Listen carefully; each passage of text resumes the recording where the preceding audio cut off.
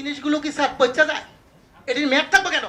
আমার প্রশ্ন হচ্ছে, মানুষের টাকা আপনি মনে করেন আমরা যদি 20 কোটি লোক হই, যদি 20 টাকা করে ভরি, আর একদিন সবাই কথা বললাম না, কত হাজার কোটি টাকা এই কোম্পানি নিয়ে যাচ্ছে। আমার আপত্তি স্যার, যদি মাইন্ড না করেন আপনি দায়িত্বটা আমাকে দেন, আমার ব্যবসায়ীরা সবাই মিলে আমরা করি। বাংলাদেশের টেলিটককে কেমন উড়াইতে হবে আপনি আমাকে সাপোর্ট দেন। আমি 4টা কার্ড নিয়ে আসছি বিভিন্ন কোম্পানির, যেখানে লেখা আছে 2 দিন মেয়াদ, 19 টাকায় 2 দিন মেয়াদ। এটা হচ্ছে বাংলা লিঙ্ক। এখন আছে 19 টাকায় আপনার 24 ঘন্টা মেয়াদ রবি। আর এয়ারটেল আছে 19 টাকায় 31 দিন 3 দিন মেয়াদ, আর গ্রামীণে 2 দিন মেয়াদ। আমার প্রশ্ন হচ্ছে, এই জিনিসগুলো কি স্যার পচা যায়? এটির মেয়াদ থাকবে কেন? আমার প্রশ্ন হচ্ছে, মানুষের টাকা আপনি মনে করেন আমরা যদি 20 কোটি লোক হই, যদি 20 টাকা করে ভরি, আর একদিন সবাই কথা বললাম না, কত হাজার কোটি টাকা এই কোম্পানি নিয়ে যাচ্ছে, সিস্টেমের মাধ্যমে নিয়ে যাচ্ছে। এর আগে আমি বলেছিলাম, একটা নিউজে দেখাইছে 17 মিলিয়ন ভিউ হয়েছে। ওদিক থেকে উচিত ছিল এই সিস্টেমটাকে বাংলাদেশে বন্ধ করে দেওয়া। আমি বারবার বলেছি, গরিব মানুষ ভিক্ষা করে, সে 20 টাকা ভরে।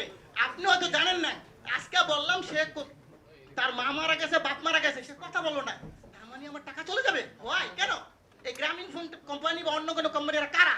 এরা আপনাদেরকে না জানে হাজার হাজার কোটি টাকা সিস্টেমের মাধ্যমে নিয়ে যাবে। এটা কিন্তু স্যার সহ্য করার মতো না।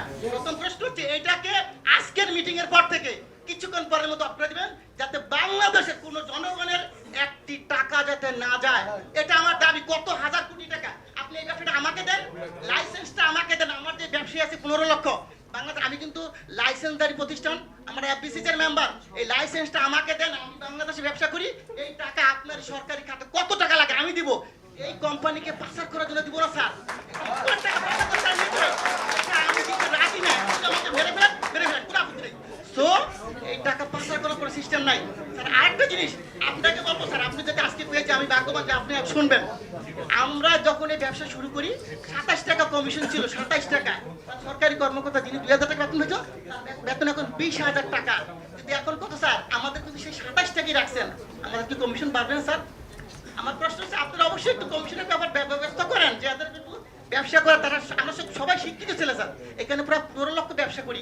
আমরা যারা ব্যবসা করি কোটি কোটি টাকা কামিয়ে দিচ্ছি, কিন্তু আমাদেরকে তো দেখবেন স্যার। আরেকটা কথা, টেলিটক আপনি হয়তো জানেন না। এই টেলিটকের ব্যাপারে আমি একবার বলছিলাম, বিটিআরসি 22 হিন্দু সম্ভবত আমি জানি না, উনি আমাকে বলে এটা দায়িত্ব তো বাবা আমার না রে ভাই, এটা দায়িত্ব হইলো কার? বিটিআরসি না, টেলিযোগাযোগ। আমি ঠিক আছে, আমি যে স্যারকে পাই বলবো স্যার।